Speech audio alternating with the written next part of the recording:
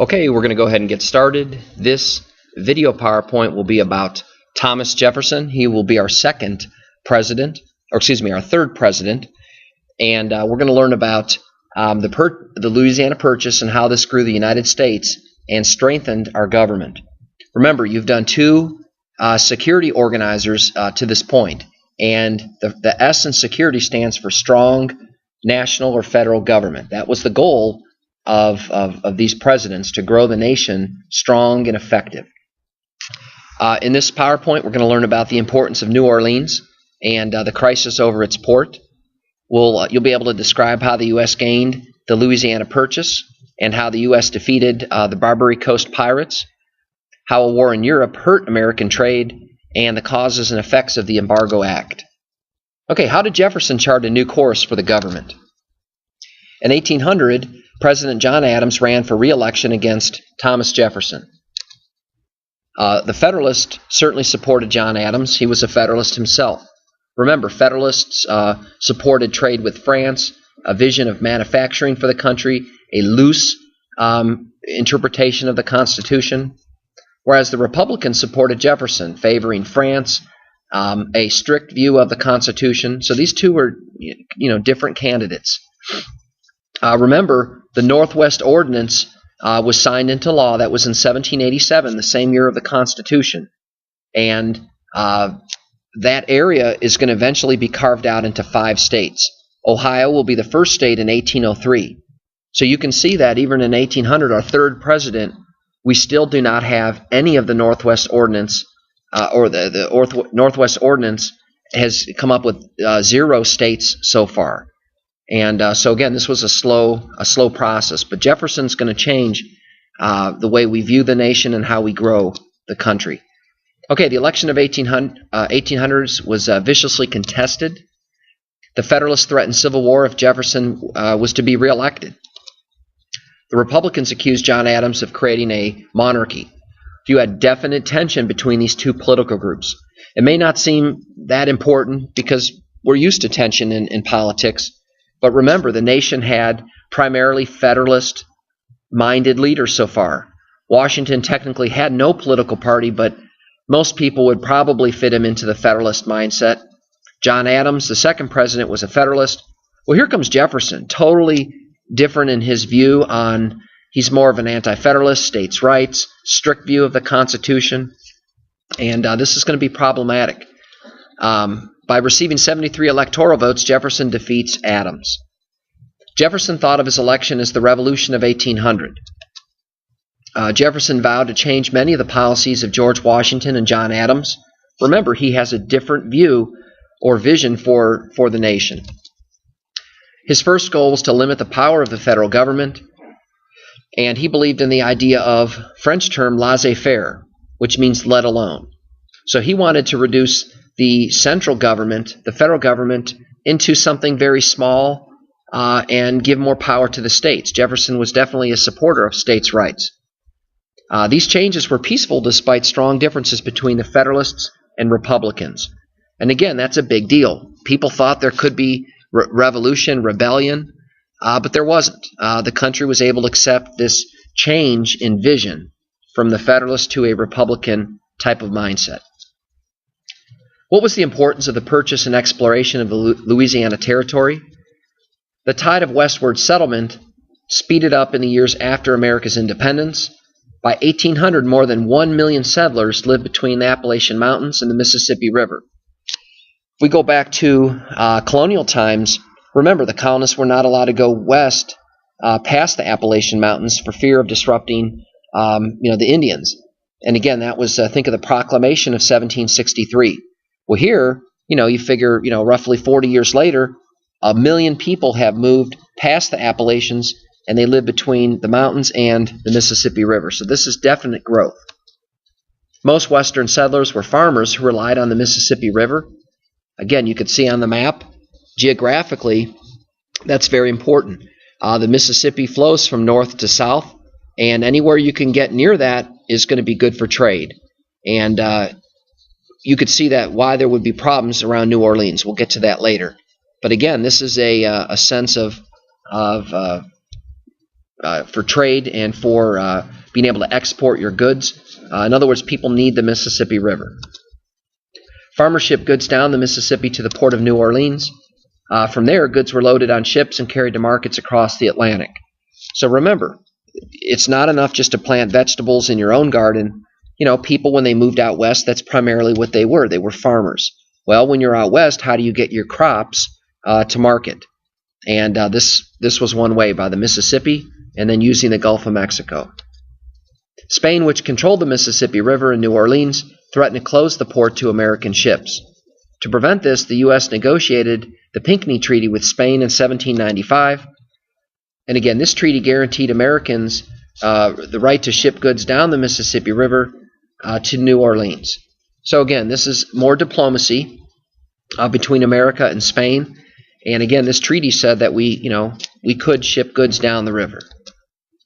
Later, after the treaty had been signed, Spain withdrew Americans' right to ship goods through New Orleans. And Westerners demanded war with Spain. So again, if you're back on the East Coast, the original colonies, that's not a big deal. But this is an issue where, as the country grows, remember, strong, effective leadership demands that you look at the whole nation, not just a pocket or a small area of the nation. A president, to keep the country strong, has to kind of look at everything. And this was something that definitely made Westerners upset. To make matters worse, Jefferson learned that Spain had secretly given its Louisiana Territory to France. Jefferson feared that France would become dominant in America as it was becoming in Europe. So again, after the French and Indian War, France was out. Well, here we go. France is back in now. And we were trying to secure our borders and prevent problems with Europeans. We had enough problems with England. England still occupies their forts, and Jefferson now feared France would become a problem regarding westward expansion.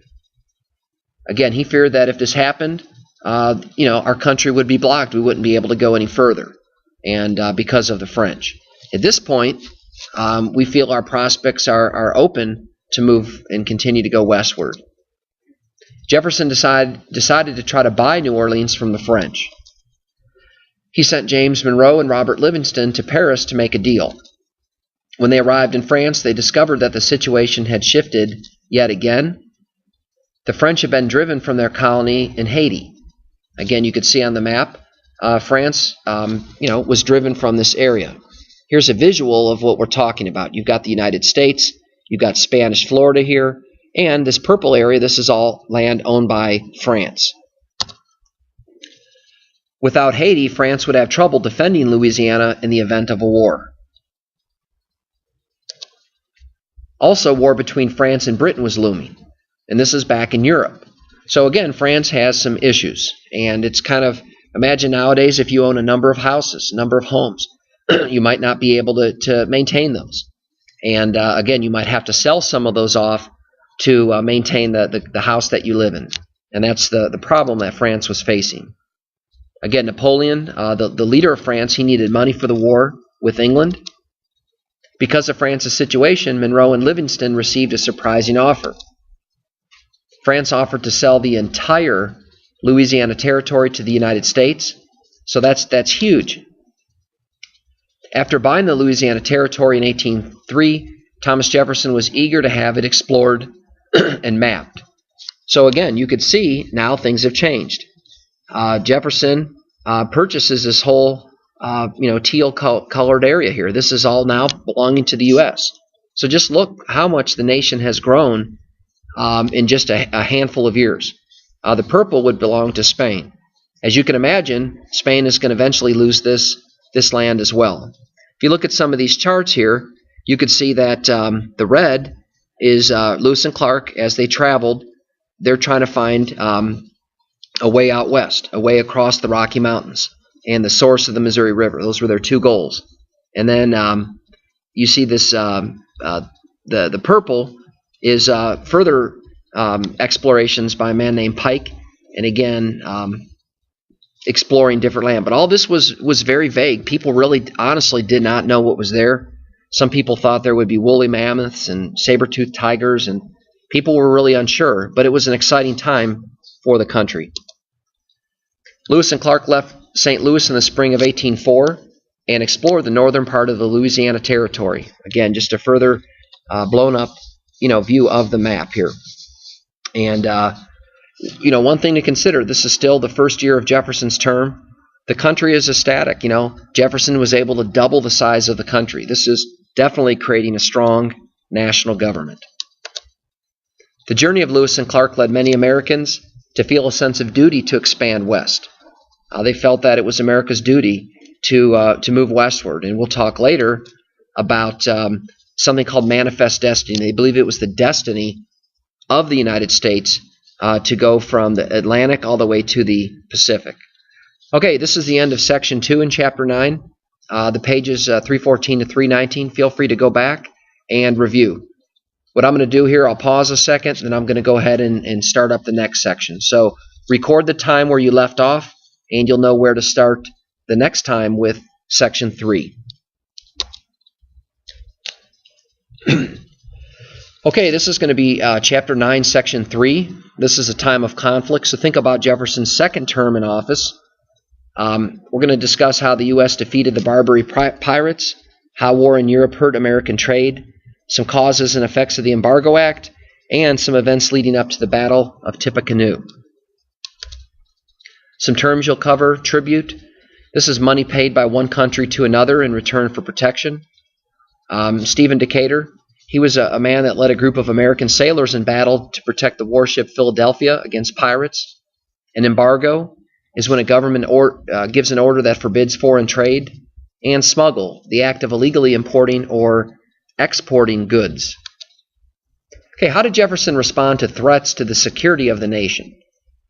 So again, in the last section we talked about mainly the election and how despite the stark differences between the Federalists, loose interpreters of the Constitution, and Republicans, strict interpreters of the Constitution, how that actually went peacefully. Jefferson's first term is very much dominated by dealings with France and the Louisiana Purchase, and he was very successful his first term. How about the second term? Now we're back to some old problems. Trade with Europe was critical to the American economy. Again, we sent over crops and many natural resources. Europe would send back manufactured goods. Again, this is the same pattern we studied earlier in the year with mercantilism. The difference is we're not colonized. We can expect a fair price for the goods that we ship over. Pirates from the North African Barbary states began attacking American ships. At first, America paid tribute, as other nations did. So in other words, we were paying money, basically bribe money, for these Barbary states to leave us alone. America paid money to the rulers of the Barbary states, and then the Barbary pirates would stop attacking American ships. And think back to when we covered John Adams and creating a navy, where you had to look on the map and find these Barbary coast states, such as Tripoli. Again, this would be like the northern coast of Africa. So we had a real problem here. How do we handle these pirates from attacking our ships and stealing our goods? It doesn't help in the economy of a nation if you lose your ships and you lose your goods. Jefferson stopped paying tribute. He sent warships to protect American merchant ships. Pirates from the Barbary state of Tripoli captured the American ship Philadelphia. American sailors, led by Stephen Decatur, burned the Philadelphia so the pirates could not use it. So Jefferson's plan was to stop paying tribute and fight. So again, we were continually beefing up our navy, and our naval ships would sail along with the merchant ships with all the American goods to secure and make sure that they weren't stolen. However, the American ship Philadelphia is captured, and so the pirates couldn't get it. Stephen Decatur burns it. This victory and others inspired confidence in America's ability to deal with foreign threats. So remember, as I said before, we're trying to create a strong nation, and a strong nation has to be able to deal with problems, from other nations. And we're learning that. We're still a young country, but we're learning to deal with foreign threats. A greater threat to America came from Britain and France. We're right in the middle here. In 1803, Britain and France were at war. The U.S. remained neutral and profited by trading with both nations. This goes back to Washington's proclamation of neutrality. Again, we traded with both nations, and we were hesitant to get involved, take a side, and get involved in a European war. France and England had been fighting for hundreds of years, and Washington felt it would be best to stay neutral. Britain and France weakened each other by cutting off each other's foreign trade. So again, because Britain and France are fighting, France does not want U.S. goods going to Britain. And Britain doesn't want U.S. goods going to France. So we're kind of right in the middle here. And again, France seized American ships trading with Britain, and Britain did the same to ships trading with France. So as you can see, we're the pickle in the middle here, and we can't let that happen. We have to do something about it. So what do? Once again, Britain used impressment to gather soldiers for the war with France. There's a picture there. You can see a sailor being taken, forced against his will. You see a couple guys here in the back. They're bound up, and they're gonna be forced to serve, in the Royal Navy. Like it or not, you're gonna go. Thousands of Americans were forced to serve in the British Navy. Jefferson used a peaceful method to force Britain and France to respect American neutrality. So we have to do something. You can't let foreign nations capture your citizens and force them to serve in their military. Jefferson imposed an embargo on American ships sailing to any foreign port. So he's blocking foreign trade. So that was Jefferson's peaceful way of staying neutral and yet dealing with these problems. Jefferson predicted that the embargo would stop Britain and France from attacking American ships. So Jefferson's like, we're just not going to trade with anybody. Try to imagine what would be problematic in our country when people heard that Jefferson said, no foreign trade. The embargo hurt America in many ways. Again, American exports declined. Well, we weren't allowed to trade with Britain and France. Now, we traded with other nations, but Britain and France were definitely big players in trade. So that hurt our exports. The prices of American crops declined. And so the prices of what we had went down. The reason for that is we had a surplus. We had a lot of products. And when you have a surplus, that means more of what you need. Nobody's going to pay that price. It's going to have to come down. That hurt many farmers, which would include jobs. Many Americans lost their jobs, and merchants turned to smuggling to survive. So many people still went over and above, and they smuggled with Britain and France. They were just trying to survive. Congress repealed the Embargo Act in 1809, just before Jefferson left office. Congress passed a new law that reopened trade with all countries except France and Britain. America would reopen trade with those countries when they started respecting America's neutrality. So they lightened this Embargo Act, but it's still many people were hurt by it. Also during this period, tens of thousands of American settlers moved westward. As American settlers moved west, they took over Native American lands. And again, you can see a map here. You can see this teal-colored area. This was the original 13 colonies, the Narragansetts, the Wampanoags. Think back to when we talked about Rhode Island and other nations that were north. Again, this land was taken before 1750. The purple areas would be 1750 to 1784. So again, as you move westward, the purple-colored areas are 1785 all the way up through 1810. So clearly, you can see that America is definitely moving west. And this is definitely affecting native lands. So remember, when you're talking about a president and their administration, that's why I wanted you to do the security organizer. It's not just about problems with Europe. There's other conflicts that are occurring, such as Native American conflicts. Think about cooking Thanksgiving dinner. There's a number of pots that you have on the stove, a number of dishes in the oven. There's a lot of things going on at once. And the president has to be able to handle that. Native Americans suffered from this expansion. Many died from new diseases that were brought from contact with Europeans and Americans. They lost their hunting grounds. Animals they hunted were driven away. This was vital to their survival. And then the power of their leaders declined. So as more and more land was taken,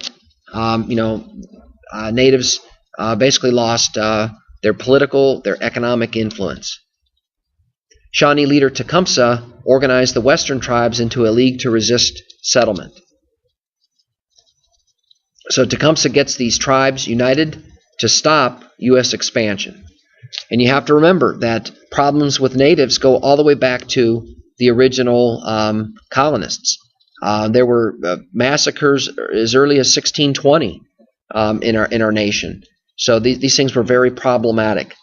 Natives usually sided with the French in the French and Indian War. 75% of them. France loses.